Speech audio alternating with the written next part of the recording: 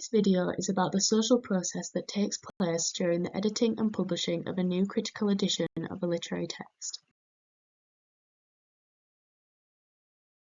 I'll explain the social process with reference to W.R. Owen's editing literary texts. I will give a summary of the practical process of editing. I will then talk about what the social process is, and then I will give an example from Emily Dickinson's poetry, as well as talking about what this means for readers. The process of editing and publishing a new critical edition of a text involves the collation of already published texts and manuscripts of the chosen text, then a copy text is chosen for what the new edition will be based off, then alterations are made in the emendation stage, and then these need to be explained at the end, usually in a note on the text at the start of the new critical edition. With reference to D.F. Mackenzie and Jerome J. McCann, recognised as the theorists of this social process, Owen states that the texts are not solely the productions of individual authors, they are presented to readers as a result of the efforts of a large number of people. This means that during the practical process of editing and publishing, there is an unofficial social process taking place.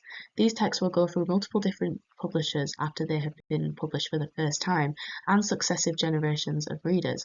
Therefore, many different interpretations, alterations will be made.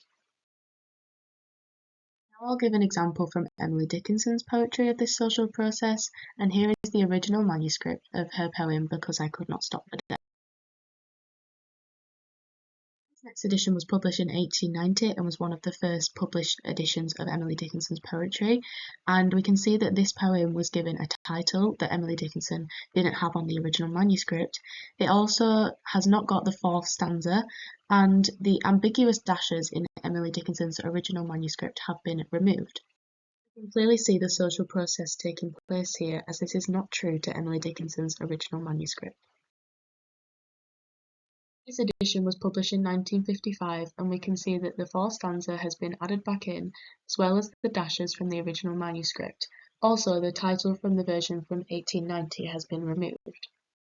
We can perhaps call this a positive example of the social process because over time, Emily Dickinson's manuscripts became more accessible, and so publishers and editors were able to stay more true to her original intentions. As Owens points out, there are new electronic editions being made of certain texts with an interactive access to all the variant states of a given text. As Owens summarizes, this will give readerly freedom, and it will make it possible for readers to refer quickly and easily to a mass of information. Here is a quick summary of the video and how the social process takes place over time as new critical editions of literary texts are created.